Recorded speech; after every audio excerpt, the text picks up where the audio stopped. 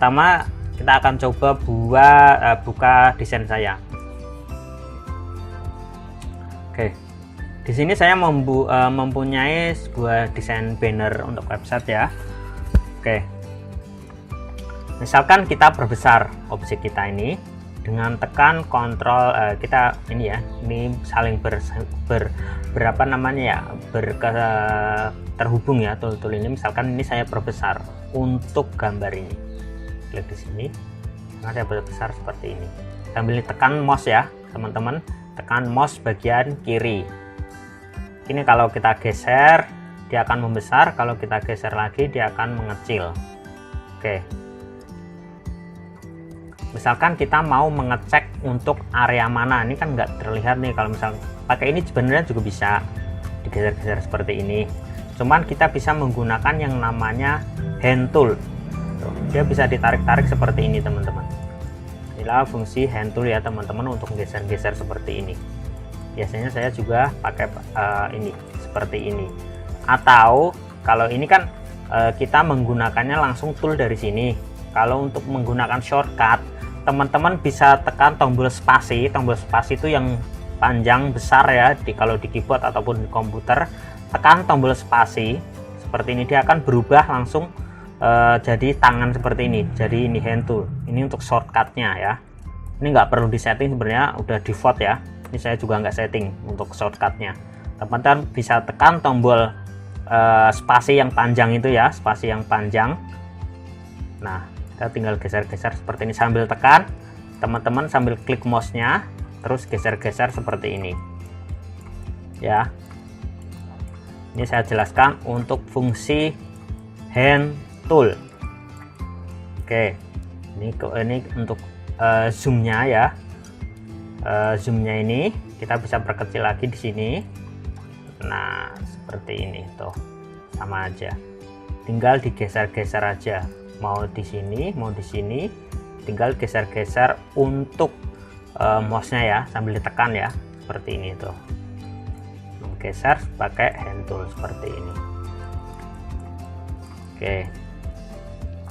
Ini saya jelaskan untuk fungsi hand tool. Selanjutnya saya akan jelaskan cara menggunakan rotate view tool. Rotate view tool ini sebenarnya untuk memutar objek ya teman-teman.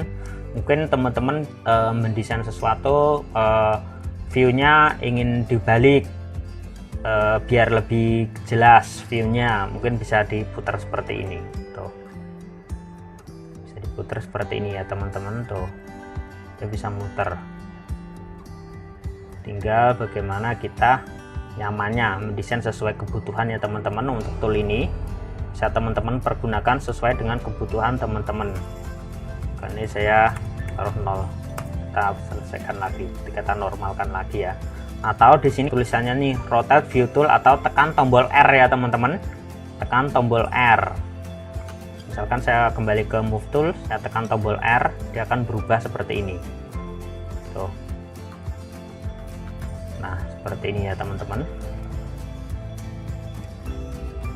Oke, kita normalkan lagi ke 0 seperti ini. Oke, kita lanjut untuk zoomnya. Zoomnya ini akan saya jelaskan ya teman-teman. Di sini saya biasanya menggunakan, setahu saya itu ada 3 cara ya teman-teman. Bisa menggunakan dengan cara ini, zoom tool langsung dari sini, atau teman-teman bisa menggunakan shortcut, yaitu tekan tombol kontrol sama tekan tombol plus. Tekan tombol kontrol sama tekan tombol plus untuk membesarkan seperti ini. Kalau untuk mengecilkan, tekan tombol kontrol sama tekan tombol min ya, seperti ini ya tuh. Ini cara yang kedua. Kalau saya lebih sering menggunakan ini, tekan tombol kontrol plus untuk membesarkan, tekan tombol kontrol sama tombol min ya untuk mengecilkan tuh. Sebenarnya bisa aja teman-teman juga menggunakan dari sini, terserah teman-teman nyamannya pakai yang mana ya. Terus saya jelaskan lagi satu lagi, yaitu kita menggunakan yang namanya navigator. Untuk tombol navigator ini ada di window, kita bisa aktifkan, kita cari yang namanya navigator. Klik di sini, Nah, teman-teman mungkin bisa tarik di sini atau digabung di sini ya. Tuh. Navigator ini sama fungsinya untuk membesar atau mengecilkan, tuh seperti ini. Ya, teman-teman. Jadi ada 3 cara ya untuk membesarkan atau mengecilkan objek. Yang pertama, teman-teman bisa menggunakan tombol yang di sini, zoom tool ini ya. Tuh, dia bisa Nah, itu bisa kita kecilkan. Nah, seperti ini. Zoom tool ini. Selanjutnya, jika menggunakan shortcut, teman-teman bisa tekan tombol Ctrl plus atau tekan tombol Ctrl min. Tekan tombol Ctrl plus itu untuk membesarkan, tekan tombol Ctrl min itu untuk mengecilkan. Seperti ini. Cara yang kedua. Untuk cara yang ketiga bisa kita tadi ya menggunakan navigator. Navigator ini adanya di window. Saya ulangi lagi. Navigator ini ada di window ini. Kita cari yang namanya navigator. Nah, navigator itu bisa untuk membesarkan atau mengecilkan objek seperti ini, teman-teman. Lalu untuk hand toolnya sendiri, hand tool ini untuk menggeser objek seperti ini ya. Tuh. Atau teman-teman bisa tekan tombol spasi ya, yang panjang, yang lebar. Misalkan saya kembali ke move tool. Ini kalau menggunakan shortcut, tekan tombol spasi pada keyboard. Nah, sambil ditekan terus ya, tekannya jangan sekali kalau mau geser-geser sini. Ditekan terus sama digoyang-goyangkan mouse-nya, sambil tekan mouse-nya. Nah, seperti ini teman-teman. Oke. Ini kan filenya sudah saya simpan dalam bentuk PSD nih, desain banner seperti ini ya. Nah, untuk teman-teman tombol save ini saya rasa lumayan penting ya teman-teman. Tombol save ini untuk nge-save secara otomatis misalkan kita melakukan perubahan terhadap desain kita. Ini untuk jaga-jaga. Biasanya saya kalau mendesain sudah langkahnya sudah berapa kali langkah, saya pasti tekan tombol save ini untuk jaga-jaga sewaktu-waktu aplikasi Photoshop kita error atau not responding atau nanti filenya nggak ke backup ya teman-teman. Takutnya file yang sudah kita desainnya sudah kita bikin, tiba-tiba aplikasinya error atau apa, belum kita simpan save dalam bentuk PSD atau apa ya. Ini penting ya tombol save ya teman-teman. Misalkan kita melakukan perubahan, mau geser-geser gambar seperti ini. Misalkan mau kita geser gambar. Jika sudah selesai kita bisa tekan tombol save di sini, dia akan menyimpannya secara otomatis. Nah, tuh, dia ada savingnya. Tuh, dia berjalan sampai 100%. Berarti yang file yang di PSD sini dia juga udah tersimpan dengan tampilan seperti ini. Nah, seperti itu ya teman-teman. Geser. Sedangkan untuk save as ini bisa kita gunakan sama kayak PSD tadi. Bisa kita timpahkan di sini untuk replace. Misalkan pembaharuan ya, bisa klik di sini, replace. Nah, oke, berarti dia desainnya ketimpa dengan desain yang baru kita bikin ini. Oke. Di sini juga banyak pilihannya untuk save as ini ya, mau kita simpan dalam bentuk JPEG atau PNG. Kalau JPEG ya tinggal kita save dalam bentuk JPEG seperti ini. Kalau PNG ya pastikan ya objeknya tanpa background ya. Kalau misalkan teman-teman ada background ya backgroundnya dimatiin seperti ini. Jadi yang tersisa itu ini sama objeknya itu kalau teman-teman save dalam bentuk PNG ya. Oke, coba saya praktekkan. Saya akan mencoba untuk menyimpannya dalam bentuk JPEG. Pertama pilih file, save. Nah, seperti ini. Saya pilih yang namanya JPEG. Satu misalkan yang gambar satu ini saya pilih JPEG ya. Kita pilih medium aja, nggak usah terlalu gede. Lalu oke. Selanjutnya akan kita bedakan. Saya akan menyimpannya dalam bentuk PNG, tapi PNG ini tergantung kebutuhan ya. Kalau PNG itu sebenarnya belakangnya nggak ada backgroundnya.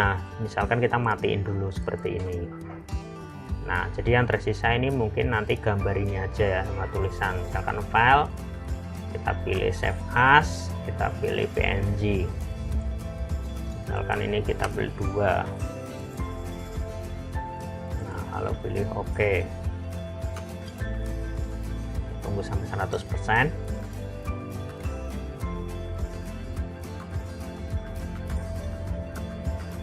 Oke, Oke, lumayan lama ya teman-teman. Kita bisa lihat nih belum selesai. Ini untuk yang PNG nya ya teman-teman. Kita buka. Tuh, PNG nya tuh seperti ini. JPEG nya ya, JPEG nya ya. Kalau PNG ya ini dia nggak ada backgroundnya tuh teman-teman. Tuh seperti ini, dia nggak ada backgroundnya. Ini kalau teman-teman mau JPEG atau PNG terserah sesuai kebutuhan ya teman-teman. Oke, misalkan saya aktifkan lagi di sini file export ini sebenarnya gini ya teman-teman. Export ini biasanya saya pakai kalau membuat desain untuk banner-banner website. Jadi file export ini untuk yang save for web ini memang dikhususkan misalkan kita membuat desain banner atau desain iklan buat ditampilkan di website. Jadi kalau misalkan kita klik export terus save as web ini, dia itu secara otomatis Photoshop akan memberikan sebuah gambar dengan memori dengan file memori atau kapasitas memorinya itu menyesuaikan dengan website ya teman-teman. Jadi dia itu kita nggak perlu kompres lagi atau apa, dia bisa diperkecil ukuran memorinya, tapi dengan kualitas gambar yang sama ya teman-teman, kualitas gambar yang bagus. Memorinya tidak besar tapi kualitas gambarnya nggak kalah sama yang memori besar. Biasanya saya seperti itu. Jadi kalau bikin desain banner untuk website perusahaan atau logo untuk diupload di website atau apa, biasanya saya menggunakan save for web ini ya. Kita bisa coba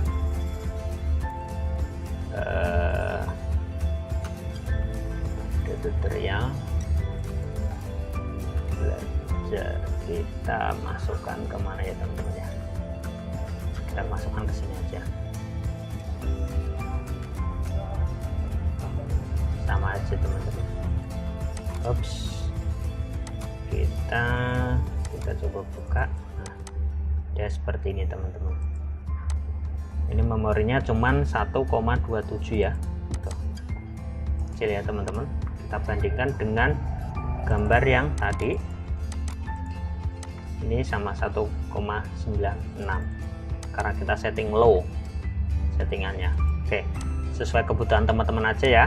Tapi kalau saya sendiri secara pribadi biasanya saya menggunakan tadi export save for web kalau memang desain kita mau di upload ke website. Oke, selanjutnya saya akan jelaskan, misalkan saya punya desain sebuah template gini. Di sini saya misalkan punya sebuah desain template, saya ingin mengganti fotonya. Untuk mengganti fotonya itu kita bisa gunakan yang namanya kita akan memasukkan gambar foto ini ya teman-teman. Kalau buat Photoshop itu nggak bisa klik and drag seperti di Corel tuh, nggak bisa, dia nggak bisa masukin seperti ini. Sebenarnya bisa kita langsung buka seperti ini di file open, kita masukkan foto ini, cuman dia itu langsung membentuk ini ya, lembar kerja baru ya teman-teman. Bisa kita masukkan, cuman kita geser seperti ini, kita geser seperti ini tuh, seperti ini. Jadi agak repot ya teman-teman. Tuh, baru diperkecil dulu seperti ini. Nah paling begini, ini cara pertama ya kalau misalkan kita mau mengganti fotonya. Tapi di sini saya akan ajarkan dengan cara file place embedded. Jadi file place embedded itu kita memasukkan objek tapi langsung ke lembar kerja kita tanpa kita harus menggeser seperti cara yang pertama tadi ya. Nah, kita bisa gunakan file, terus kita pilih place embedded atau place ya. Kalau yang 2000 Photoshop 2016 15 kayaknya place aja deh, nggak ada place nggak ada embeddednya. Bahkan saya klik di sini.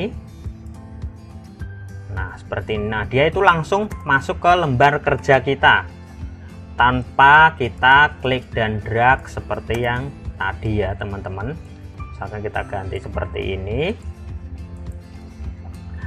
kita masukkan, sebentar saya cek dulu ini di mana ininya ya, untuk Nah, di kontak person, misalkan ini saya ganti fotonya ya, saya matikan dulu. Nah, saya aktifkan, misalkan saya klik di sini. Nah, akan masuk seperti ini karena dia udah clipping mask. Untuk cara clipping mask ini sudah saya ajarkan ya teman-teman. Tekan Ctrl T pada keyboard, kita perkecil objeknya, misalkan seperti ini tuh. Jadi kita itu nggak usah yang namanya click and drag. Jadi kalau place embedded itu objek yang ingin kita masukkan ke lembar kerja kita yang mau kita gunakan itu langsung masuk tanpa click and drag seperti cara yang pertama tadi. Kita hapus. Oke, misalkan teman-teman sudah membuat desain seperti ini ya, CV seperti ini, terus teman-teman mau melamar kerja, kadang-kadang kan file yang dikirim itu dalam bentuk PDF. Nah, di Photoshop ini sudah disediakan untuk mengkonvert file menjadi PDF langsung. Biasanya saya menggunakan ini juga ya. Pilih file, automate, terus saya pilih PDF presentasi ya. Tinggal diklik seperti ini.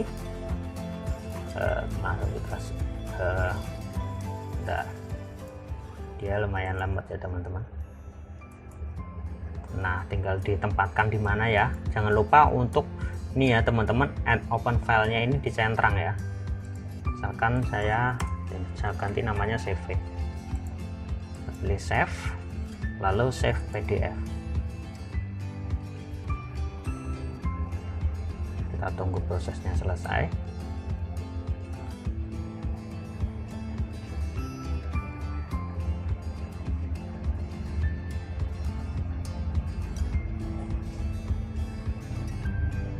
Nah, kita bisa cek, kita taruh di sini. Nah, ini PDF-nya ya teman-teman, bisa kita buka coba.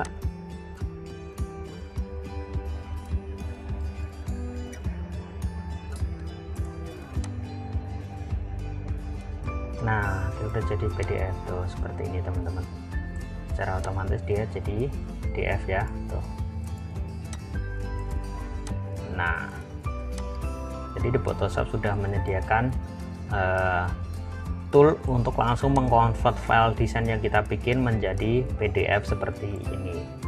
Oke,